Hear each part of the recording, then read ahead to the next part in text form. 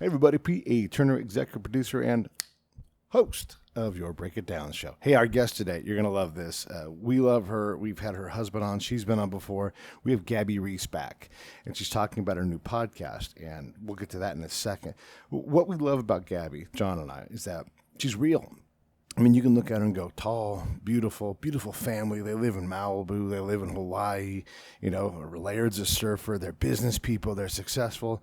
But then you get to the vulnerability part and you know, the real human attributes that she doesn't mind sharing with all of us. And it becomes incredible, her willingness to be vulnerable, to get things wrong, to struggle as a parent, to say, hey, I don't know how to parent. You know, nobody does. We all struggle at parenting or whatever, dealing with COVID.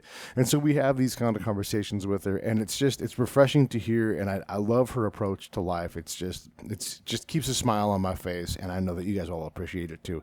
She's got a new podcast. I definitely recommend it. The links are in the show notes. And what she's doing is just more vulnerability, more exposing herself and the guest to create and illustrate these problems that humans have. And I love her approach to all of this stuff. Speaking of struggles and exposure, Scott and I are wrapping up today our coast to coast trip from Temecula to South Carolina, back to Temecula trip today. Today we'll be back in Temecula, and if you are in the area, you're welcome to join us. Take a look at SaveTheBrave.org or go to SaveTheBrave.org on Instagram. All the information on where we're going to be at is there. We will definitely be in Temecula and meeting up with people. And now that we're back from the trip, we're in Tucson now, but in a matter of hours, we will be home. So it's been an epic ride. There's so many videos, so many experiences, so much more to come. We were inspired the entire way through all of the great engagement everybody has given us. It's just remarkable. And when you see the news night after night and you realize, hey, there's a lot more in the world going on than just what they report. And it was really refreshing to get out and see people living, loving, caring. I just can't tell you. Let me just give you an example. People in Arizona, southern Arizona, teed up with us at San Simon. If you look where San Simon is, it is damn near in New Mexico on I-10. They waited for us for, I don't know, half an hour, drove across the desert to get to us.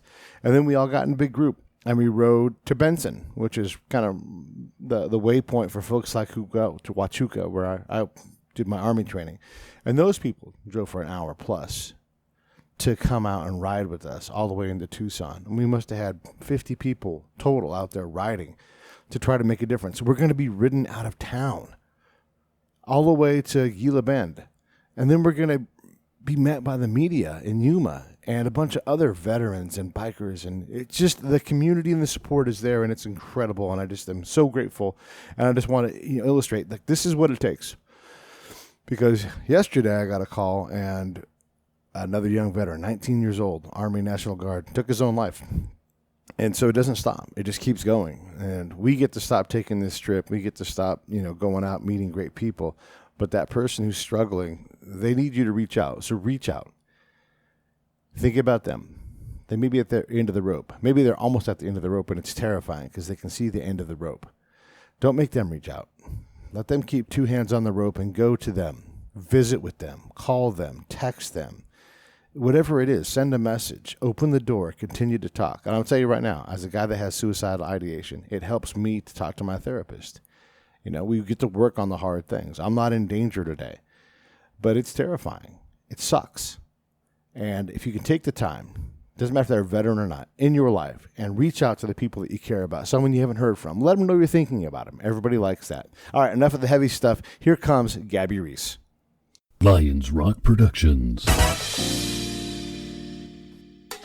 This is Jay Moore. This is Greg Proops. This is Jordan Harbinger. This is Dexter from The Offspring. This is Nathan This is East. Sebastian Younger. This is Rick Morata. This is Stuart Copeland. This is Mick Gillette. This is Andy Summers. Hey, this is Skunk Baxter. This is Gabby Reece. This is Rob Bell. Hey, this is John Leon Guerrero. Hey, and this is Pete A. Turner. Hey, this is Chad Michael Collins. You're watching the Break It Down show. Hi, this is Gabby Reece, and you're watching the Break It Down show. An intro that I really like, it's not even an intro, but it's what Theo Vaughn says at the end of his YouTube show when they cut to him and he says, click on that and watch other episodes. He starts it off with, good evening. good afternoon, and other times. I just think that's kind of cool. So, good evening, good morning, good afternoon, and other times, like Theo Vaughn says. Mm-hmm. We are live coming at you. That's right. It's a Break It Down show. I'm just finishing up my last little mouth. I forgot that we were going live, and so I took it on the mouthful of salad. okay. Perfect. Mm-hmm. Perfect timing. Yeah. Yeah. I'm going to eat a mouthful of marshmallows. Hey, on this mosaic of ours here that serves as our backdrop, Gabby's been on before. Where is she on the mosaic? Is she anywhere on here that we can see? She is. I think she's behind your head. Oh, okay. So, well, you know, that happens. Brad says it's the Drink It Bradley Down getting show. funny. Yeah, man. Drink That's It Down cool. show. Brad saw the joke with the robe yesterday and Jamie Kennedy, and I'm proud to say I had the funniest moment in the show with the comedian on. So, hey, I have a piece of information that I wish I would have had slightly sooner. Frequent viewer / listener Blake Brown said after the Jamie Kennedy show, first of all, when we talked about Jamie Kennedy, we're aware of a certain thing that Jamie Kennedy was doing. And then a generation younger than us is aware of a completely different phase of his career when he was doing a bunch of voiceover work for Nicktoons, right, and was making a bunch of movies that were for them more than us. And he said, oh yeah, I remember Bong Water. He made a movie called Bong Water. Yeah. And this is what Blake said. First movie I ever beat off to. And I thought, man, I wish I would have known that. Jamie would have loved to have heard that. He would have loved to have heard that. Well, we'll share that next time we're on, because absolutely. You know how we do it. We're so lucky that the people that we meet, you know, we just always seem to connect with them. They become enamored. They're always like, you know, new best friends, just like the Step Brothers. Yeah. That's why I'm never afraid to ask, hey, will you want to do this again? Mm-hmm. Because people always say, yeah, I'll do that again. You got it all right. Yeah. Yeah. Take today's guest, for example. Oh, who's that? We're about to be joined by the lovely and talented and world's most beautiful skyscraper, Gabby Reece, who I think is cool that she led the league when she played volleyball at Florida State. She led the league in kills. Oh, no kidding. Yeah, like 2 years in a row, and not by a small margin. And one of the years she also led the league in blocks. So she was doing the job, man. And she's been on before. We were fortunate enough to visit her house and do an episode from her living room or dining room table. Yeah. And that was fun. And then at the end we said, hey, would you do that again? And she said, absolutely. Yeah. In fact, I'll go further and say that she said, I was telling her about my wife being a fan, and she said, let's call her. Let's FaceTime her. Yeah. We tried to FaceTime her, but she was at work, so she couldn't pick up. So Gabby made a nice video that Christy could enjoy, and that we look at every once in a while to show people how cool Gabby is. Just getting the text from Gabby now. She's working, you know, Wi-Fi is tough sometimes. So okay. She must be on the island. Maybe. But she could be in Malibu. Who knows?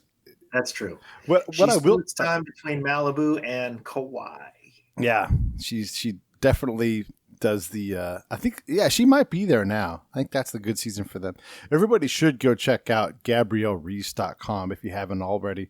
And just like the title page alone, it's like, come on, like everybody wants to look that good one time in their life, and she's got dozens of them. So if you go to Gabrielle, she's just so you guys know. Underwater in a bikini with dumbbells in her hands, and she looks insanely wonderful. Like her physique is just so fantastic, and I think the world of her too. She is a very, very wonderful person. I wanted to also take a moment here as we wait for her to get her stuff sorted out on Wi-Fi to remember someone that we lost today in the fight with ALS, and you know we're supporters of Phil Green, who is battling ALS himself, and he's battling, you know, everybody. He battles Congress to get more attention on it. He battles, you know, the labs to advance things. He told us something on his recent, you know, check-in update. 90% of ALS patients are not eligible for clinical trials, and it's 100% lethal. So anyhow, it's shocking at how hard it is to deal with this. And so today we lost Nancy Ryder, who was a Hollywood publicist who was very good friends with Courtney Cox from Renee Zellweger. They are champions of the ALS cause. And I just thought, as we look at all the things that we're arguing about and everything else, there's real folks with other problems that require a lot of attention. So let's not lose sight of ALS and PTSD and, any number of things. If you're passionate about those things, keep on working on trying to help move that ball forward, because ALS suffers because the people die so fast, and it's such a different, like each ALS case is almost individual. It's very hard to deal with this stuff. And so, a good fight from Nancy, and our thoughts and prayers go with her as she does the next thing. And definitely check in with Phil at his update episode, which will come out in podcast form. And it's already on the live side already. So wanted to pay tribute to Nancy. Yeah. God bless Nancy's family. Man, it is something to be just to bear witness to the hard work that people put in the ALS fight. And right. We love Phil. We do. And Phil is lovable. Phil was actually checking in yesterday on our Jamie Kennedy show, trying to, he's cracking his own jokes and everything too. It's great. We love it when you guys check in, just in general. Like Mary, Mary, she wanted to make sure she didn't make us upset with one of her comments about it being a pajama party. And right. Come on, we can't always share every comment because you guys often comment so fast. It's just to get them on the screen is a lot, but keep the comments coming, keep the questions coming. We'll do our best to shoehorn them into the conversation. Yeah, Brad. Brad's great. Yeah. We appreciate good humor on this show, and I think we attract a lively bunch. So, it's fun. Aha. Oh, the Tony James, not just a Tony James. The Tony James, Tony Alvarado checking into the house, saying what's up from Twitter. Thank you so much. I also want to do, since we're doing some shout outs, one of our favorite people that we met because of the show is Hilliard Guess. And he and his partners within the Screenwriters Guild have put out a very important message from them on the hiring of writers. It's hard to get a job as a writer anyhow. Now imagine if you have some kind of minority, obvious thing, whether you're Black or Asian or Hispanic, whatever it is. And they've written an open letter. So I'll be sharing that on Facebook. You guys can check that out. But, there are so many things that we can all tend to. Crisis wise, conscious wise, there's a zillion problems, John. A zillion. Yeah. And the thing is, that's our big brother, Uncle Hill. And he's younger than both of us, but he's our big brother. Yeah. And we call him Uncle Hill because his knowledge and wisdom in the screenwriting game is terrific and deep and long, and he knows a lot. The thing about diversity in screenwriting is that it allows stories to come out that represent people who look like a variety, like the variety that you see walking down the street. And for a long, long time, Hollywood was all the stories were written by people who did not represent all the colors of the rainbow that you see when you walk in the street. So the interesting stories that come from different cultures, the interesting stories that come from different backgrounds and upbringings and all that stuff, like Fresh Off the Boat was great. Blackish, of course, is a fantastic show. And a lot of that stuff is, there are universal things that we all go through in humanity as we just try to figure ourselves out and grow and come of age and all that stuff. But when you throw in the interesting dynamics of different cultures, man, it enriches all of us. It enriches all of us to see that. And we were fortunate enough to grow up in areas where, the Bay Area has got everybody. And there are just parts of the country that aren't exposed to, Indians as a teenager, or Mexicans, of course, in California. I mean, everything that we sort of take for granted. We can get whatever food we want. We can get whatever culture we want. We can get whatever. We benefit from the literature, the arts, the movies, and the comedy that comes from all kinds of places. And now that we're more and more one world, it's, I think, not just important, but fun to see what everybody else is up to, see what everybody else is challenged by, and stuff like that. I love Hassan Minhaj and his stories about his parents, because he grew up in Davis, right up the road from us. And all of the things that he went through are really, really similar to all the things we went through, all the life milestones and stuff. But then having, like, strict Indian parents, and that dynamic in the experience is a lot of fun.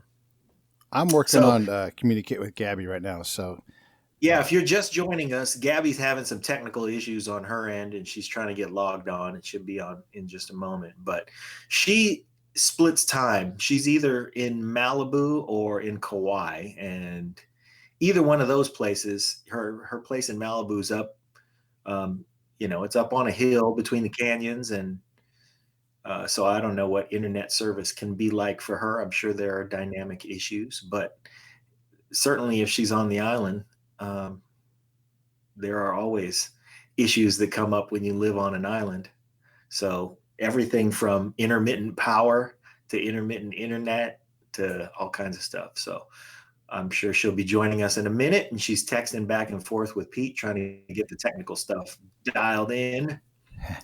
yeah. But in the meantime, I will say about her that, man, we can't speak highly enough of her. I mean, she's always been great to us. She's always been so generous, all that stuff.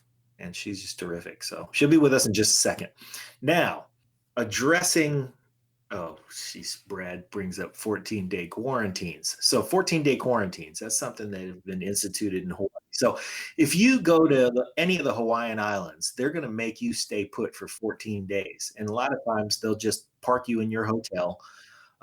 My Uncle Andy and Auntie Zita travel very frequently, and they just came back from visiting my cousin James, who's going to be on the show at some point really soon. He is essentially the historian who is leading the charge on capturing the story of the islands in the Pacific. And there are oral traditions in those stories that keep them alive, but those stories get diluted with every generation, and he's trying to capture them all.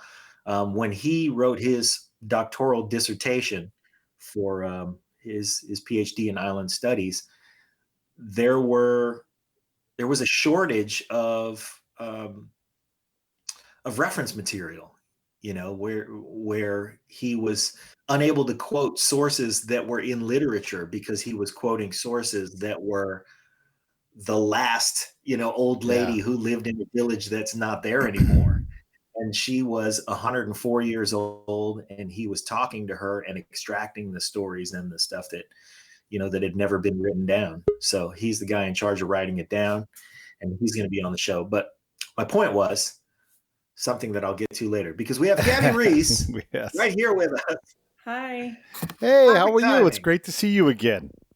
Good to see you guys. Sorry, I was having that unusually technology issues. Yeah. Well, technology is wonderful in that this is possible, and technology is a pain in that they make it so hard sometimes, Yeah, it never seems to be hard for like my 12-year-old. She seems to be able. It's just I always feel like I'm the one clunking through it. How are you guys? Good. Same. Clunking through stuff, Yeah. So we were telling we took the opportunity while you were off to talk all about you and a bunch of other things. But get off into what we came to talk about with you today, which is, well, a lot of things, among them, the Gabby Reece Show. Gabby Reece has been the premier athlete of our generation and remains so. And not just athlete, but lifestyle maven. How's that? Maven, yeah. Pretty There we good, huh? go. I would say. So we think of you as that, and you lead the charge in keeping our generation active and healthy and vibrant and all those things that we want to do to make us live to be 130. So why is that so cringeworthy? What's going on with you? 130? Yeah. Don't you think we're going to be tired by then? How about just like really robustly for like 90 to 100 years, That's good. with no help, no assistance, Yeah. You know what? We had a guy named Peter Justin on the show, and he is a body hacker, and he was talking about all the work done on the telomeres and all the DNA degradation stuff that's being conquered. And he says in our lifetime that it's very likely people will live to be 300 and 400 years old. And I think, why do you want to work so hard for so long? It's just a long time. And there's old stories of like, are they tales or what have you of people living at some point a really long time. And my thing is, okay, if we're going to be a lot smarter and somehow be contributing back for all those years, that might be an interesting way. But I don't know. I think it'd be interesting. Like, can you imagine like me? Like that means you're going to be like, I'm in a marriage, right? Laird's in the marriage with me. Like, are we going to go like 250 years, like being married? I don't know. Like your teeth, can your teeth and your marriage last that many years is what I want to know. Well, they got more teeth. You can just get some new teeth. That's not a problem. Yeah, at some point, the shorthand becomes such that like you can't imagine being. I'm already at the point where I couldn't imagine being married to somebody else besides my wife. And by the time we've been sequestered together for 100 years, I don't know who else I want to be around because nobody else would get my jokes. Well, Laird has turned. We started the Words by Quarantine, and I started calling it Staying Home, and he started calling it. Wait, what did he call it? Not confined, but I think it was something that sounded more like a jail sentence. Like, so that's where we're at after 3 years. Yeah. But you two are always doing things like it's just incredible. Like you're always in a different place. Let me just tell everybody the great story that we have in our connection. So I've been to Gabby and Laird's house a couple of times to record shows. We either J-Mo or we recorded with her. And so, we sort of know each other. I'm not going to claim that like, we're best friends or nothing like that. But, she knows who I am. I know who she is. And so my girlfriend decides to walk her teenage son, walk the evil out of him by walking him across Scotland. And so they fly over to Scotland. And on the way back, they happen to... that was the goal. And we can get into walking the evil out of our kids in a second. So, and also like there's this thing that my girlfriend and I do is we take a walk every day, and at the halfway point, we always just slow down the world and we have this kiss. Just like we'll be mid conversation, realize we have to do it, and we just shut everything out and have that moment. And so Jerry, my girlfriend, felt compelled to go up to Gabrielle when she saw Gabby when she saw her in the New York airport and say, "Hey, I'm Pete's girlfriend. I'm the girl with the kiss." And it's just, to end up at the same airport completely randomly on the same airplane that had actually technically been into an airplane crash with the food cart. Do you remember that part of the story at all? But it's just it's such a crazy thing that she ends up in the same place. And that was how you remembered her when she was talking to you. Oh yeah. How could you forget that story? Did it work with her son? Yeah. You know what? He needed some time and everything else. And like any young person, he's on to the next challenge. But yeah, I mean, it took some while for everything to set in, but he is in junior college and he's crushing it academically. Amazing. So what else can you ask for?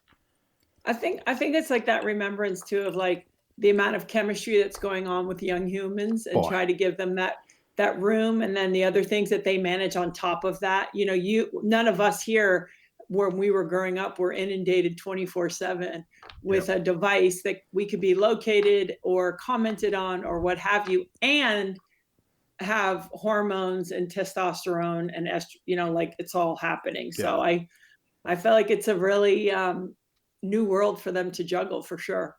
The ability to make mistakes and then learn from them without everybody else being on top of you the moment you thought about making a mistake, Yeah. I did a lot of dumb things to figure out, where I'm at, and there's no repercussion other than, that mistake, no harm, no foul kind of thing.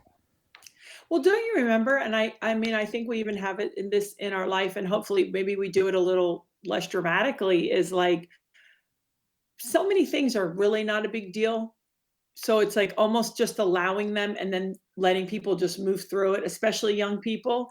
And now everything gets to be made so monumental. And then it was like hammer them down and then be like, okay, on to the next one.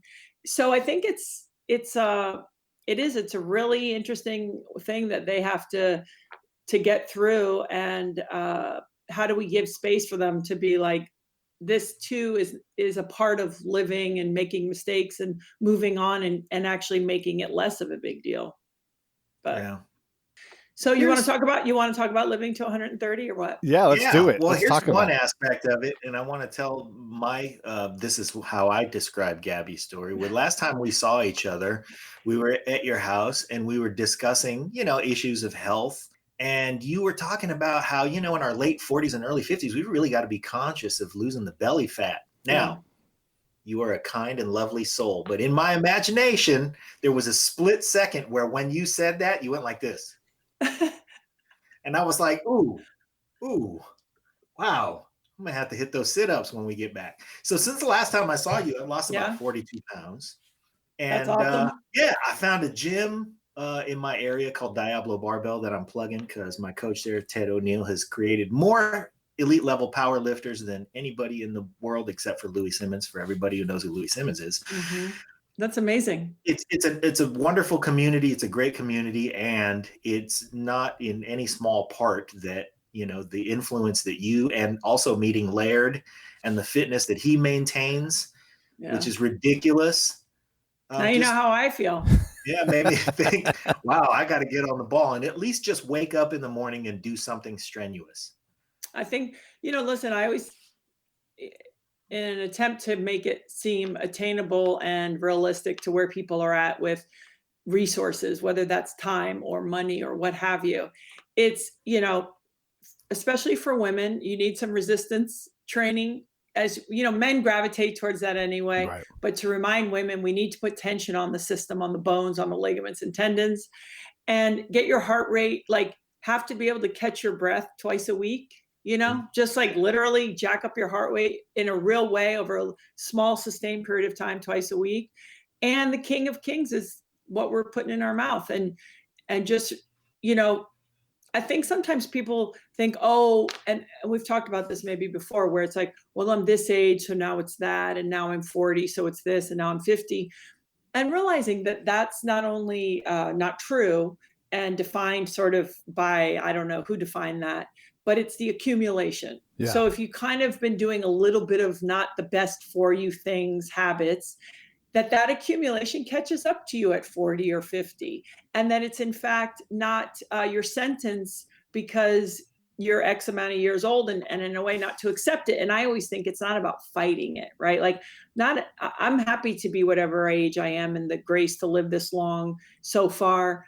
So it's not about fighting where you are, but it's about realizing I'm not going to be defined by what the world tells me because I'm this age now. I'm not supposed to be able to do certain things, and I'm supposed to look a certain way, and just kind of try to be your personal best, and because it's worth it. I mean, it's just like we were joking about living such a long time, but it's about the quality of life. It's about feeling good. I mean, you guys know, because you've had injuries. We forget how hard it is on us personally, our nervous systems, our moods, whatever, when you just don't feel good. And it's like, hey, if we can get to bed and feel rested and wake up and be in a decent mood, it's like, this just makes our lives and our relationships better. It's not about hey, 6-pack abs, Right. Yeah. Now, we had someone on the show and we were talking about, the food thing, because it is the primary thing, because if you put, let's say, 80% quality food into you, okay, that's probably pretty good. But if you're down in the 40s or 50s, you're making it's like your car running on 10 pounds of pressure on each tire, which is hard on everything. It's hard on your tires, obviously. It's hard on the gas mileage. But so in terms of the body, you're making your brain work on fuel that it's just not made to work on, and you're processing everything through your liver, and it's just getting crushed, which is crushing your kidney. It's like this multi-organ systematic failure. And we've had people on the show before talking about most Americans have some form of organ failure, once they're adults. Most of us, whether it's 10% or all the way to 100, we're burning out our organs. And, and it's not good for any of them to eat the stuff that we eat. You're right. The King of Kings is food. Hey, this is Pete A. Turner from Lions Rock Productions. We create podcasts around here. And if you, your brand, or your company want to figure out how to do a podcast, just talk to me. I'll give you the advice on the right gear, the best plan, and show you how to take a podcast that makes sense for you, that's sustainable, that's scalable, and fun. Hit me up at pete@breakitdownshow.com. Let me help. I want to hear about it. And, and it's not good for any of them to eat the stuff that we eat. You're right. The king of kings is food. But it tastes really good. Yeah. Most of it's more affordable, right? So you have convenience, pleasure, and then if you want to get down and dirty, it's like, hey, eating healthier costs more. And so let's take a single mom who's trying to pay the bills and has limited time and money. Yeah. And then you try to knock out a dinner for 2 or 3 kids. So it's like understandable, and that's the other side, right? Is taking off any of the weird, guilt or shame or any of that around that, and just trying to equip people with information so that, because I see a lot of people, this is the other thing, is I see a lot of people making the effort, but yet it's still like, I'll give you an example. I was at a grocery store, probably a Whole Foods or something, and there was a couple in there, and they were probably in their early 40s, and I could hear him say, they were looking at the pizza, right? And he said, "Oh, well, it's organic." And I thought to myself, okay, so here is a couple that is here at this store, so they're making an effort, right? And yet, if we could give them a conversation about like dairy and bread and the combination, or at all, and give them the real power, which is to understand, when I do X, this is what happens. And then because then I feel like when you make it that clear, then it makes the navigation so much easier. It's everything's coming at everybody at all times. Eat this, never that, always this, okay, be keto, be vegan, be that. It's like, okay, what's food, whether you're vegan or you eat animal protein, what's going to serve me, and what do I like to eat? And just try to figure it out from these points of view. And I actually think in the long run, we end up spending less, because we probably will spend less at the doctors, and things like that. But I get how we got here. We commoditized food, and now we're here, Yeah. Yeah. Well, one of the things you said that I keep with me is every time there's something that lands in front of me on my plate, I decide whether it's food or if it's fun. Yeah. And I allow myself a certain amount of fun. And, and it's good. I don't deny myself, but I am conscious of whether or not I am ingesting food or fun. Yeah. And it's almost trying to get people, because food is a drug. And unlike other drugs, where if I was a heroin addict, I'd say, hey guys, listen, I'm not going to do heroin anymore. If we have a food addiction of any kind, which means we eat food if we're for any other reason except hungry, which means probably all of us in a certain way. Yeah. You still have to do it twice a day. Yeah. You can't just cut food off. So it's also flipping it on its side and saying, okay, I notice I want food if I'm sad or lonely or bored. So can I only reach for food when I'm hungry? Could I build in other go-tos when I feel those other emotions instead of food? Especially bored lately. Of course. Or scare or fear. Just turn on the news, get ramped up, freak out, and then be like, awesome, let me chip this out, give me a bag. And so chip this out. It's just like, it makes perfect sense. And I think the other thing is getting people to feel empowered and to demand from their food that, hey, I want this food to serve me, and I want to understand in which way I want it to serve me. So if we're using food as fuel most of the time, 80% of the time, like you said, great, I want you to serve me. And then be like, now I'm looking in this way. I'm at my favorite, when we get to go there, restaurant, and now I want it to serve me that I just really want to have a pleasurable, experience and enjoy the taste of the food and celebratory and all of that. But it's trying to also notice when we use it for these other reasons, and then see if we can substitute it with either a phone call to a friend, like, hey, I want to kill somebody, or, I'm stressed out, or I'm really scared, or my job, or what have you? Is it walk around the block? Is it something that we can slide in other than food to kind of help soothe us? Yeah, great advice. Great advice. Let's talk about the Gabby Reece Show. Okay. All right. What fun, huh? You're doing that once a week? Yeah, I mean, approximately, as you guys know, you take it when you can get it. So sometimes it's 2 times or 3 times a week if something feels important topically. But, I've been interviewing people. First, I started on TV since like 1992. And that was like a really different format, right? You have like 3.5 to 11 minutes, bang it out. You kind of know the story you're trying to tell or the information you're trying to extract. Then I did a podcast with Neil Strauss. So that was in a partnership, very much how you guys have. And then this was a different format for me where I said, okay, I'm going to take all these years of doing this and I'm going to see if I can not do anything. If I can come in informed about who the person is, not regurgitate their resume, but rather let them take me where they want to go and what's important to them. Because the thing I think maybe it was my own timing in my life, which was, hey, you can be good at a couple things in your life if you want to, but it's also this practice of living as a human being and trying to be a better human being, and also talking about the things that are uncomfortable about making those changes, especially actually as you get older. And so the other thing I was trying to do was talk to people and say, okay, so you really kick some ass over here. What lessons have you learned that now you're bringing into your everyday life that have made you a better parent, a better partner, a better friend, age better, whatever that is? Because I feel like that's the stuff that's hard, even when you know stuff. Yeah, your episode with Hoist Gracie is very much like that. You guys are both world championship caliber athletes. That means nothing when it comes to parenting. Like you want to get humbled, you just put some kids in front of you and they'll let you know that you're just like, you are not important, you are not smart, you are not long list of things. So talk a little bit about, that, like people that compete at the highest level or they, are successful at the highest level. How do they adapt those things into something that's challenging? Everybody struggles with parenting. Everybody does. Well, yeah, because that's the beauty. Once you realize parenting is not to be actually figured out, it's on as you go, and it's case by case, and it's kid by kid, and stage by stage. And when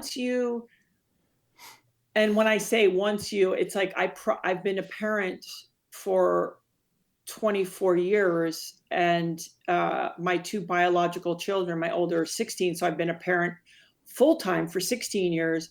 And when I tell you that 3 years ago was the beginning of me having real discussions about parenting, because when my middle daughter became a teenager, we went through some things, and it was like, oh, I have some decisions to make as a person about how I'm going to go forward and handle this into this very unknown territory.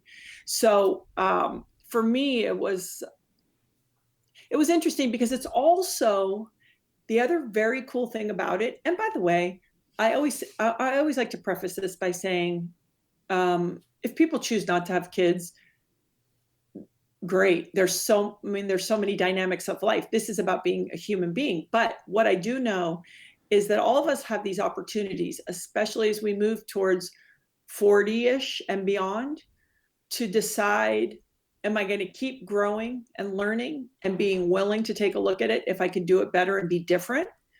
Or I'm going to lock it down and this is who I am and this is how it is, right? And so kids, what I think is they're given to us to give us this real invitation that then bleeds into the rest of our life.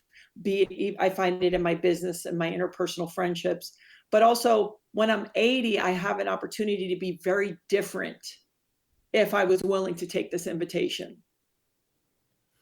Is some of the conversation that you have, because that's such an interesting way to approach a conversation with somebody who's notable, and it gets you to a lot of things that we don't know about people who have, earned our admiration somehow. Is that a way to get to things that that you maybe are trying to discover about these people? That's really mind-boggling. I don't know where I was going with this. I had a place when I started.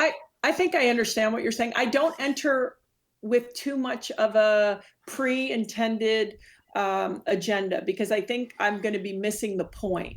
What I'm trying to do is I'm trying to come in and understand who person is on some level. Like, okay, because that's also a form of respect. Right. When you show up and you go, hey, this person's done their homework. I've been on all sides of it. So it's like, okay, thank you. And plus you can maybe prompt them into certain areas. Like I recently interviewed Steve Aoki, and I listened to his book, because that also prompted other thoughts.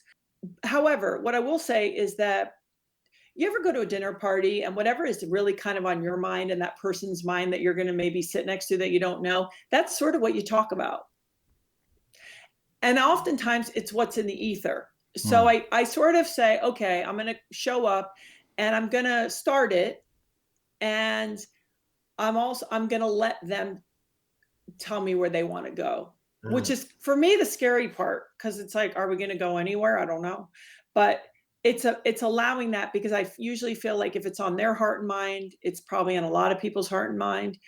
And also to get them to know that they're safe. I'm not there to do some weird digging, but maybe they'll tell me more because they're safe.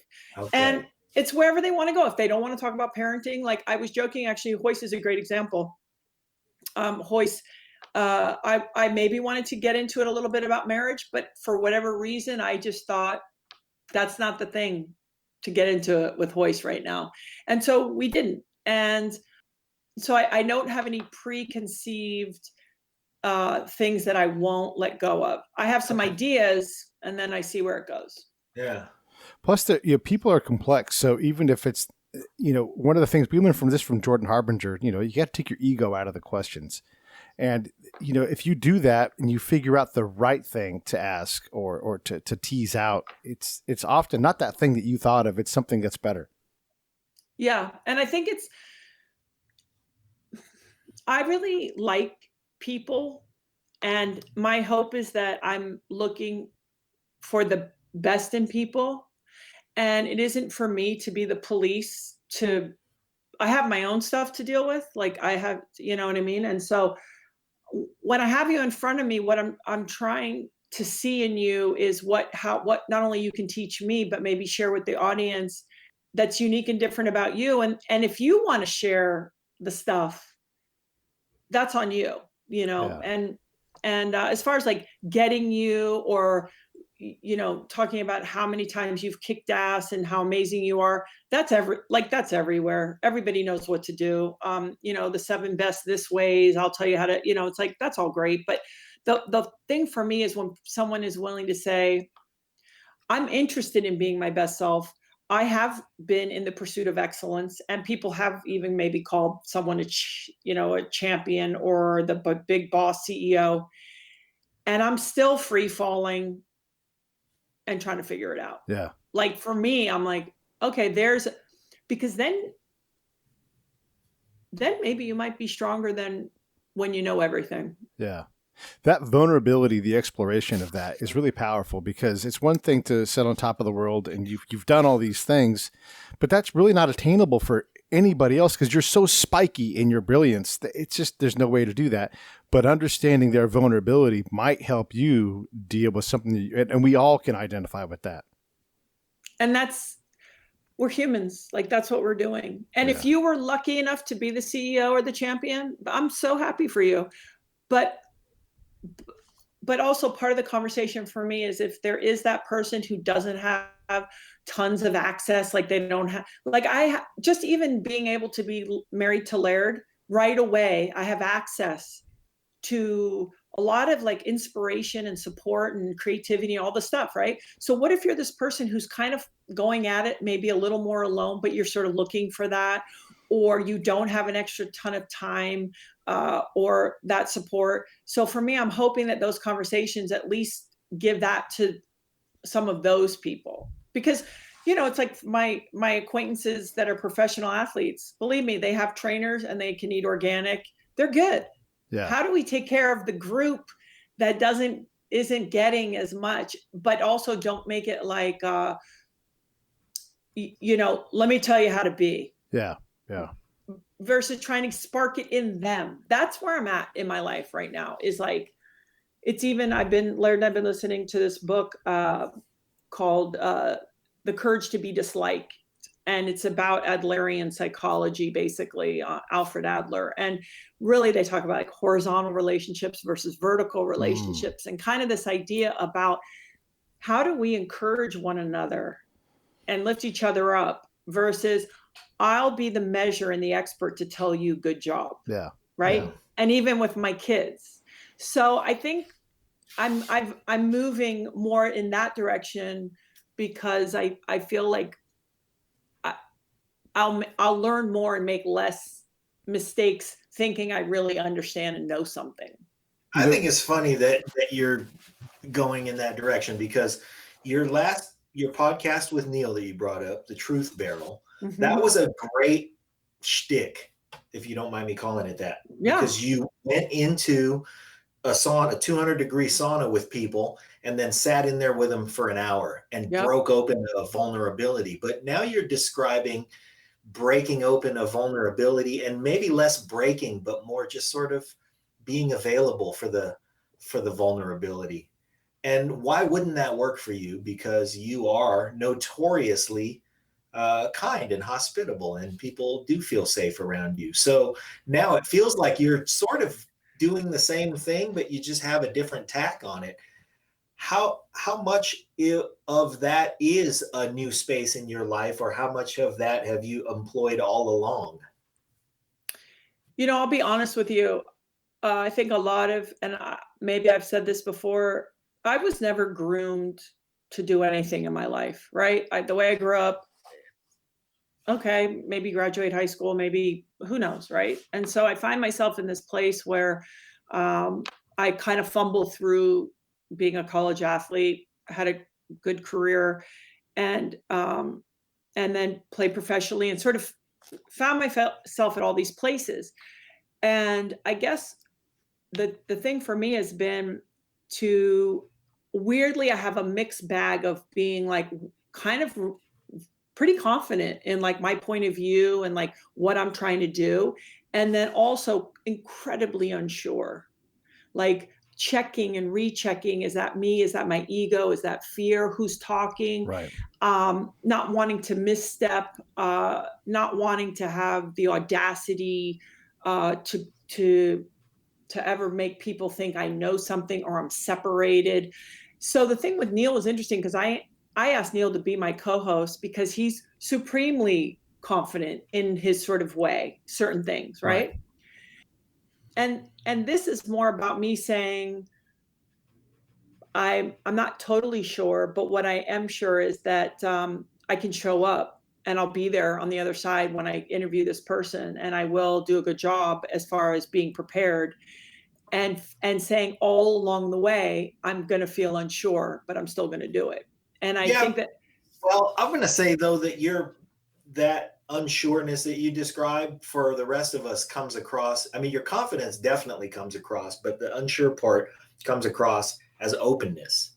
And when you say, the title of that book was what was it? The willingness to be disliked. The courage to be disliked. Yeah. Courage to be disliked. That reminds me that describes Laird's whole upbringing.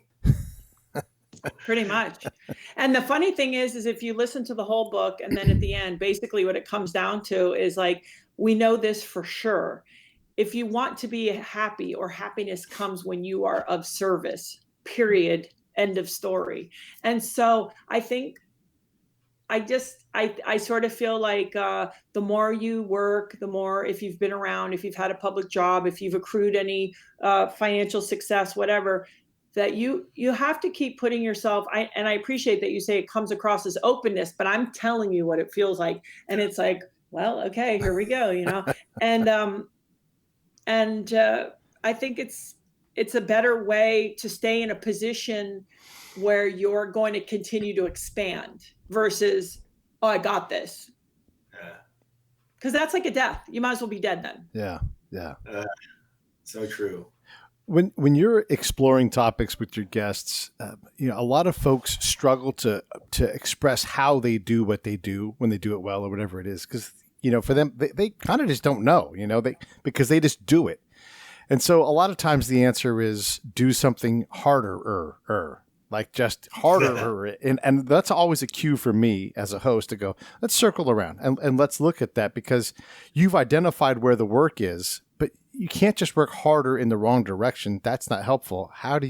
So what are your thoughts on that process? When someone is doing something well, how do you internally realize what the hell it is that you're doing so you can maybe explain it to somebody else? I just want to interject that harder is Pete's approach at any physical task.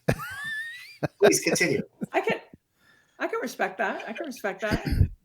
I think, listen, everybody's different in the way that I've seen people who Laird is an interesting combination of a person with a very complex set of reasons, coupled with incredible talent and a great relationship with discomfort, and then the right environment, the ocean. So now you see this marriage. Then you'll see people with a burning desire, but not really the right equipment, but they figure out the way. So their relationship with what they're doing is super intimate. They can actually verbalize it very well. Then you have other people who, they have a talent greater than other people, and they are in the right environment, and they actually are not very good at explaining why they're there. So I think you'll meet people and you start, really quickly, like, oh, this is one of those types. Right. Like I was a grinder, hardworking person, saw opportunity and wasn't going to blow it. If you say, why am I successful? That's why. Laird and I are very different. Is actually, if you can't get them to figure out why or how they do it, how they do it, it's then at least to get into the point of, well, why do you do it? Yeah. What do you get out of it? Because for some people, Serena Williams once said, it's not that I love winning, it's how much I really hate losing.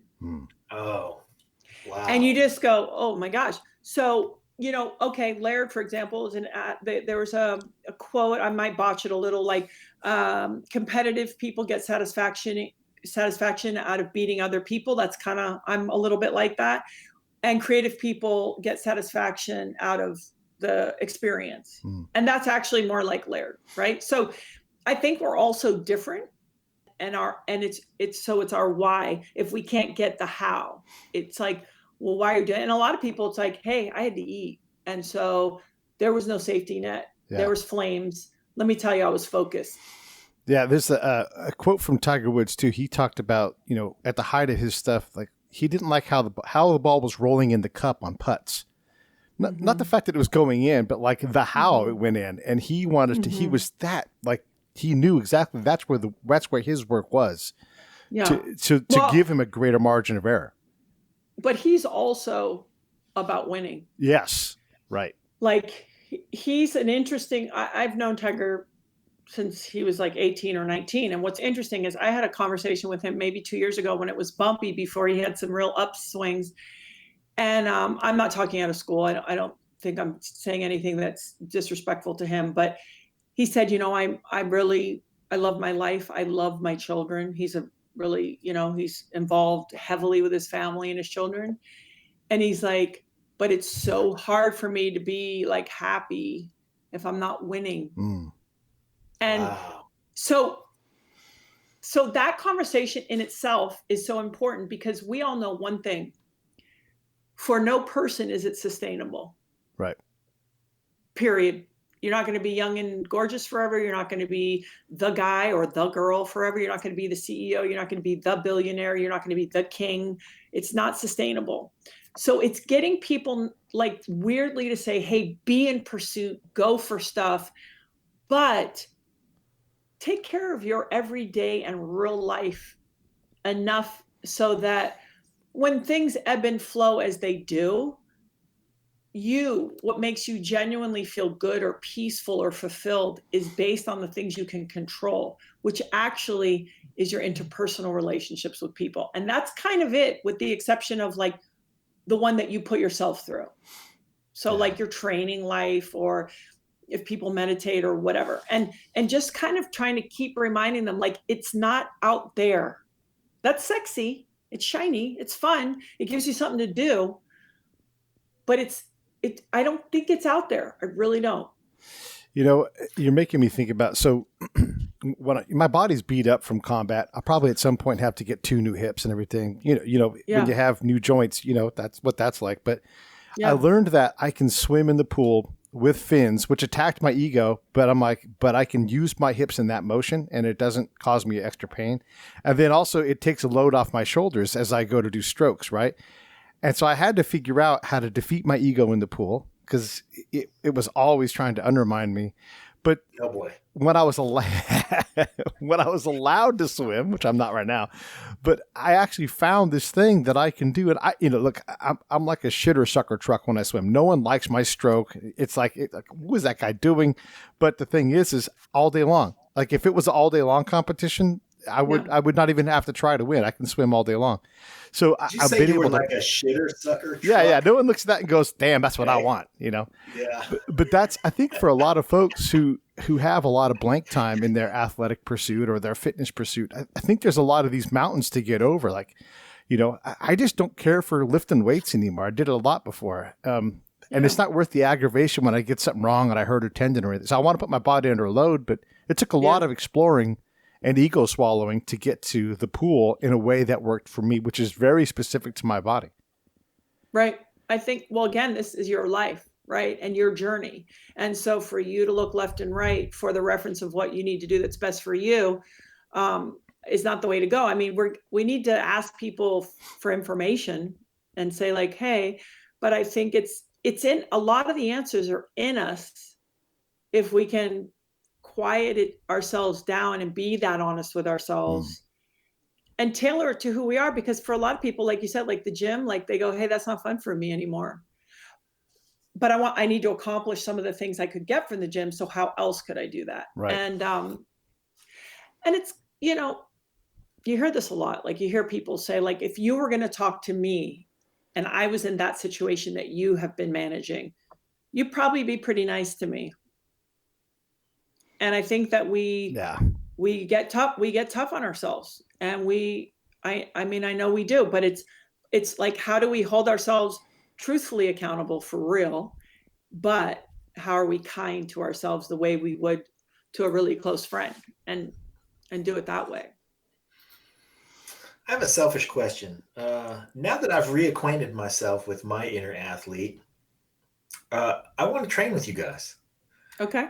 And how do we do that? And here's the real part. I am terrible at swimming. Do you guys do any training that does not involve the pool, or do I have to bone up on my swimming before I see you next?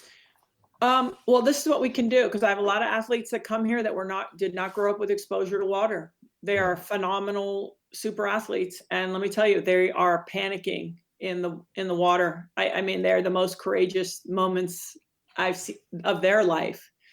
So I have training outside the pool, but I would put you in the 3 feet and we could still get busy. And you would get to meet yourself in a different way, but you would also, you would be safe, because one thing Laird and I would never do is put anyone in that environment and not make it super clear to you with every word and every movement or every situation we put you in, that you weren't 100% safe. That is perfect. Okay. So, I was just going to hit him with the stick when he stopped swimming. See, again, Pete's approach, harder. We have that. We had a guy yesterday who was here, a Navy SEAL guy, who then I've seen the footage, where they're like ripping the masks off and rolling the guys around when they have their tanks on and like trying to pull their, all that. That's not how we do it. Okay. We have a philosophy. Like, I have a really brilliant guys from XPT. And we always say, listen, anybody can make it hard or impossible. Who can take somebody and make them just go to the top of their level and then just a little beyond? Now that's some real training. Yeah. For sure. Interesting.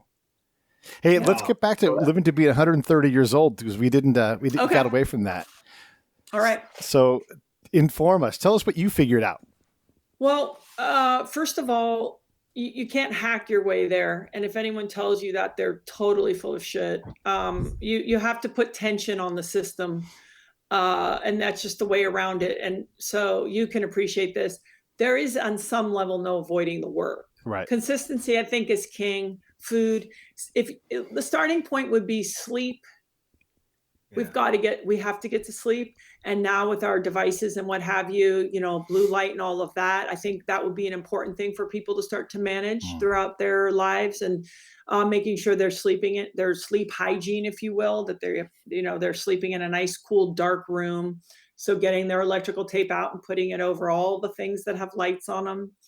I think, minimizing the amount of alcohol consumption that they are involved with. And we already talked about the 80-20. Meaningful relationships. I don't know if it was like a Harvard study or the one that's like the oldest study that they studied men at school and then in the surrounding area. So the kind of wealthier kids at the school and then some kind of street kids.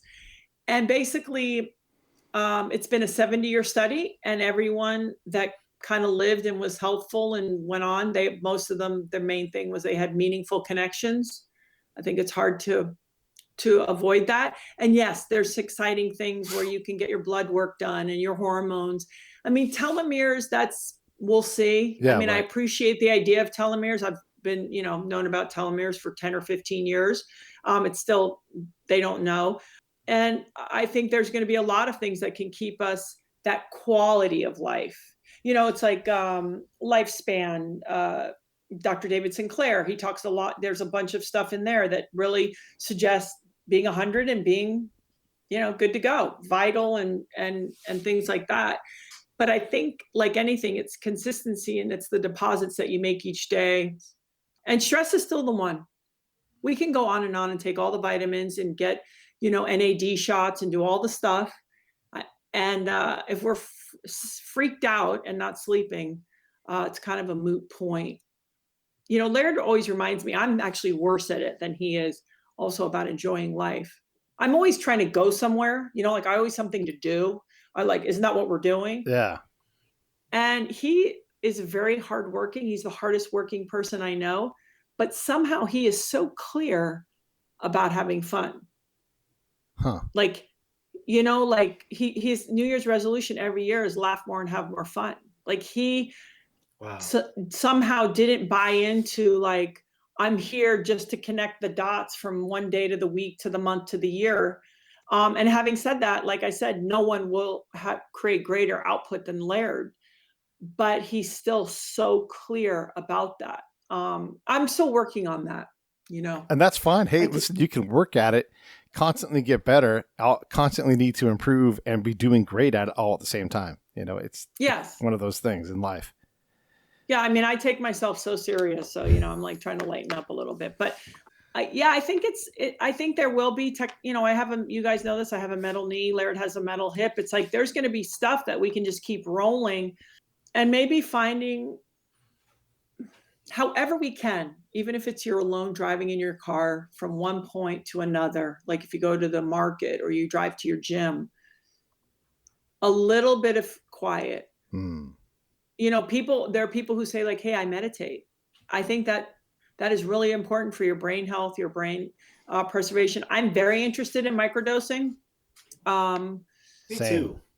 Yeah, I felt my brain starting to set up a little bit like concrete. I was losing words and things like that.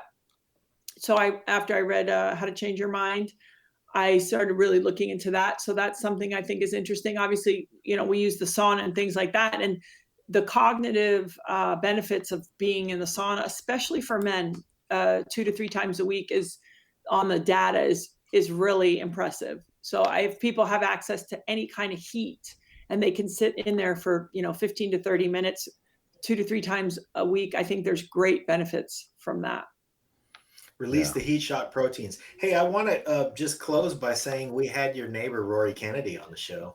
Ooh. She said, whatever you guys are doing, she's doing. And I would say we feel the same way. Rory's a badass lady. She sure is. Man. She's a smart lady. She's ferocious.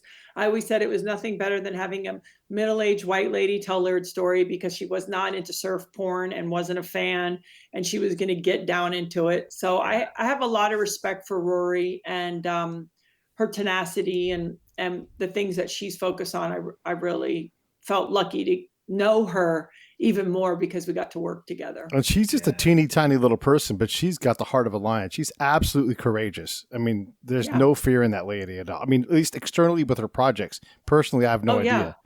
But oh no, she's robust. I learned a lot from Rory. But I mean, it sounds, the thing about talking about taking care of yourself and self-care is I feel like the information's everywhere and the message is everywhere. And so I always, and maybe this goes back to what I was saying earlier, is how do we spark people, if you're listening to this, to remind them that, like, besides the relationships, you will not own anything more valuable than your health. So in what way do you want to do it? Yeah. You don't have to do it my way. You don't have to do it your way. You don't do it Pete's way. It's like, you can do it your way, but what does that look like? And why are we not investing time in that? That's all. It's absolutely a 401k account. You have to constantly put money into that thing so you have something later on. You have to. Yeah. You do. I didn't know I was going to live this long. And you're worth it. Right. Well, but listen, you have it. I think when someone has lived a life like you have, you actually have to be, you top loaded the first kind of 40 years with like an extra bonus. And so you almost have to be like kinder to yourself and gentler. No, I'm serious. It's been a hard lesson. You're 100% right. 100%. Like, okay, if I have a friend named Lulu, and Lulu has a yoga class, like, we couldn't be more different. And she's like, oh, you need more yin, quiet and still. Like, I have enough yang, right? Yeah. And so I think also, like, if people have been like athletes or in the military or in any kind of duty or really rigorous and hard on their body, it's balancing that and saying, yes, work, but nurturing, active recovery, participating in your recovery, and doing all these things to support and lift up the system versus other ones of us maybe who need a little more tension and a little more of that. That's how we'll benefit. Yoga so again, that goes to that personal. Yoga is a great example. When I first came back, like, one of the first things to do was try to get into yoga. And I had a teacher because I needed to get caught up. And she said, you see that rose over there in the rose garden? Put a soft focus on that. And I'm like, I got it. Yep. I see it clear as day. And I'm like, I don't have a soft focus. I didn't have it at all. It was laser. It was hard. And I've been working ever since then trying to figure out what the hell she was talking about, because I know it's out there. But you're right. I can tell you the quickest way. Tell me. So you can learn that. There's an objective environment. It's called the pool. I have drills that if I don't narrow and soften my focus and even the muscles in my face, I will not be able to complete the drill because I'll be burning too much oxygen by processing visual information. So you have to realize there are actually environments that can really get you into that place. And pool training is definitely one of them. That makes a lot of sense. Oh, well, because to notice and peripheral and all this stuff versus like a really soft and passive gaze, I'm talking like 8%, 9% difference. And when you're in a drill that means you're underwater and the only way to get back to the wall that I'm asking you and not come up for a breath is simply by softening your gaze, you get it real quick. Yeah, there's a thing that I do at some point during my swim. I'll take a break, or when I first start, it kind of depends on when I feel it. And I absolutely empty out my lungs as much as I can. I sink to the bottom and I try to just be in the water and be part of the water, if that makes sense, and just try to be calm. And, it's one of I only do it like once per thing, and I'm not down very long because you can only take it so long, but I try to force myself for that moment to do that. So I would love to learn more about what that drill is, because I need more of those kind of things. Well, and I think I've been hearing a lot, and I don't know if I'm talking out of school a little bit, but I've been hearing about a lot of military people ex-military having great success with guided journeys. Yeah. Like I've heard so many stories, and I'm talking like 2 therapists in the room, and like it's not like a freewheeling, Right. you know, I'm hyper linear, but you just go like, hey, if these people have had these heavy situations, traumas, things like this, I mean, kind of a great resource. Yeah. No, I mean, I'm definitely working on how I'm going to get to that spot. Yeah, I started an email conversation very recently with a guide up here in Berkeley, and she's got a place in the Berkeley Hills where she does work with people, and so I'm going to explore that. It's interesting that you say that you're interested in that, because I have been too, and I've been just really kind of slowly and cautiously poking around, but I'm definitely interested in it. Yeah, like oh well, go. No, I was going to say one last thing for you guys, just the MAPS group. You know, those guys, they have a lot of really incredible curriculum. So just put it out there. Yeah. Okay. Mm-hmm. Yeah. Hey, everybody, go listen to the Gabby Reece Show. Listen, watch, consume the Gabby Reece Show. Go to GabrielleReece.com, and there's a tab there. First of all, when you go to GabrielleReece.com, Pete brought this up before you joined up, but there's an inspirational photo of you in the water in the front, and that's something that we should all strive to have that inspirational photo of ourselves doing something really great that is a little bit strenuous, a little bit zen, a lot of yin, maybe a little yang, whatever it is you need. And go there, check out the picture, and then click through and consume the content. She is our lifestyle maven and the person who is guiding us to be 130 years old and leading vibrant lives. She's Gabby Reece. Thanks. Thanks, you guys. I love seeing you guys.